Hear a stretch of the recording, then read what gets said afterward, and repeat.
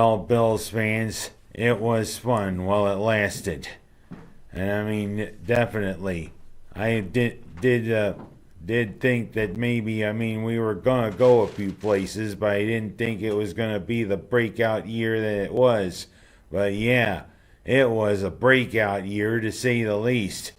It only bodes well for the future. Buffalo, they gave it a lot. They played with heart, but they ran into a roadblock, and that is Kansas City. Patrick Mahomes is the best young quarterback to come along in a long time. Boy, did he in Kansas City show it. Hank Stram probably was looking down from heaven, probably not calling about his 65 horsepower trap, but he was probably laughing and yelling like he was in Super Bowl IV. Of course, nowadays most every coach is mic'd except for Stram. But getting back to what I was saying, it was a decent year, and boy, Buffalo looks pretty good. And of course, you talk about guts. Cole Beasley. He supposedly broke his fibula in the Week 16 game, and he played the 3 playoff games on a broken leg. That shows you guts. That shows you Buffalo tough. Because, of course, there's some players who get a nosebleed, who get an ingrown toenail, and they don't want to play. You want to talk about heart? Look at Cole Beasley. 40 years ago, Jack Youngblood played the playoffs for the LA Rams on a broken leg himself. He played in the Super Bowl, and in his Hall of Fame speech, he said, had we not had those 10 minutes, we'd have beaten those daggum Steelers. Pretty good coming from a Florida boy. But what the hey? Cole Beasley is from Texas. He's from SMU. They grow them pretty tough. Of course, they grow people up here pretty tough, too. Shows you toughness. Shows you Buffalo strong, Buffalo proud. And Bills Mafia is going to be really raring to go because, hey, we're set up for a pretty good run. But whatever, you know what? I take my Bills hat off to you, Buffalo. Pretty good showing. Now let's build on this.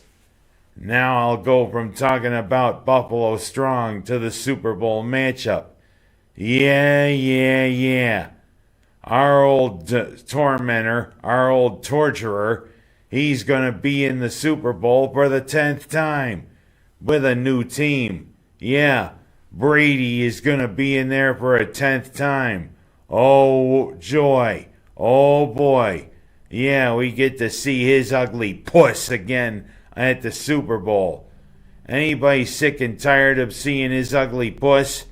Anybody think that Roger Goodell should pass a rule that's saying, hey, Brady can't go to any more Super Bowls. He's been to enough. And Patrick Mahomes, he's in his second Super Bowl, second straight. Tampa Bay, their second time in the Super Bowl. Kansas City, their 4th time in the Super Bowl. And of course, there's all the talk. Tom Brady is the GOAT. GOAT, meaning greatest of all time. Not a little animal that's related to the sheep that walks around with horns, plus eating grass and going, bleh. And of course, Patrick Mahomes, they're saying he's the young GOAT. Well, you know something? I've got something to say about that. If you're going to call yourself the GOAT, maybe you better get ready to call somebody the jackass, too. That's exactly what I'd like to call Brady. He's the jackass. You know what? I think it's time for you to retire. No more Super Bowls, you jackass. But whatever. 2 weeks from now, it's going to be an interesting game, especially because it's in Tampa Bay's home stadium, Raymond James Stadium. You kind of wonder of all the fans that are going to be there, are there going to be a lot of Buccaneer fans? And speaking of the Super Bowl, anybody see that a lot of the big advertising companies aren't going to run ads? Yeah, Anheuser-Busch, Pepsi, and others deciding not to spend $5.5 million for a Super Bowl ad. An egregious amount of money, but you know what? They're putting it towards COVID relief. And you gotta wonder about the commercials. They're gonna say it's gonna be an uplifting trend. Well, you know what? No Clydesdales this year? Aww. You kinda wonder. Do you think the Clydesdales think it's a good idea? Nay. Well, whatever trips their trigger. If they want to help the relief for the COVID, and hopefully we can get out of this, more power to you. But it's sad there ain't going to be any Clydesdales. Of course, don't be horsing around, Anheuser-Busch. That's all I got to say. And I also want to say about Syracuse, decent week, but a bad finish.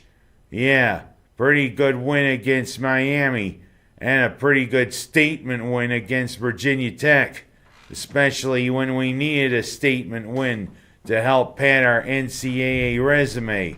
But then we go down to Charlottesville, and Virginia rips our defense a new keister. Yeah, Virginia's showing they still are among the class of the ACC, especially when Duke is kind of somewhat on an uneven year. But you know what? We needed a statement win, but we need to get back on track.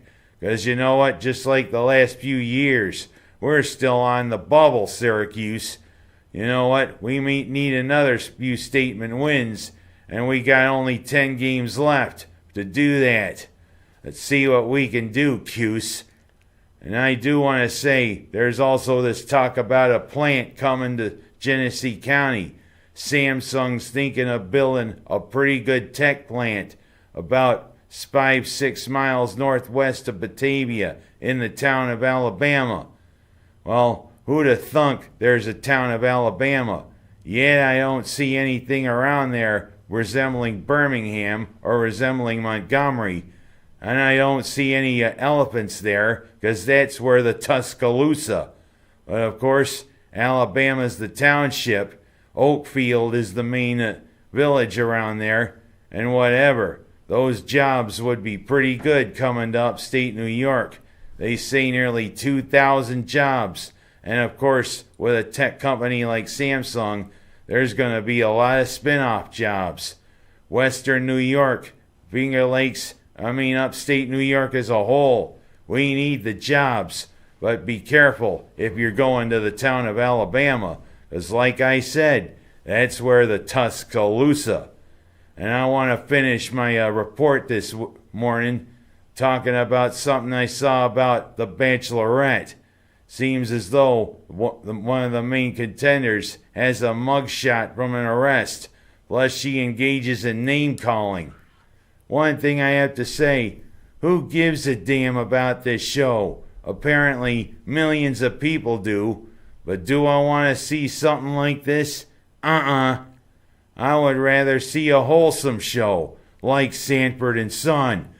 Oh my, it's the big one, Elizabeth. Oh, it's the big one. I'm coming to see ya.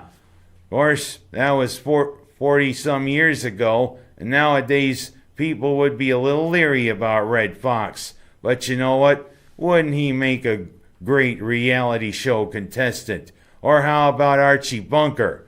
Yeah, dead from the neck up. Meat head. That's my thought about shows, and that's my thought about this week. Good run, Buffalo. See you next year.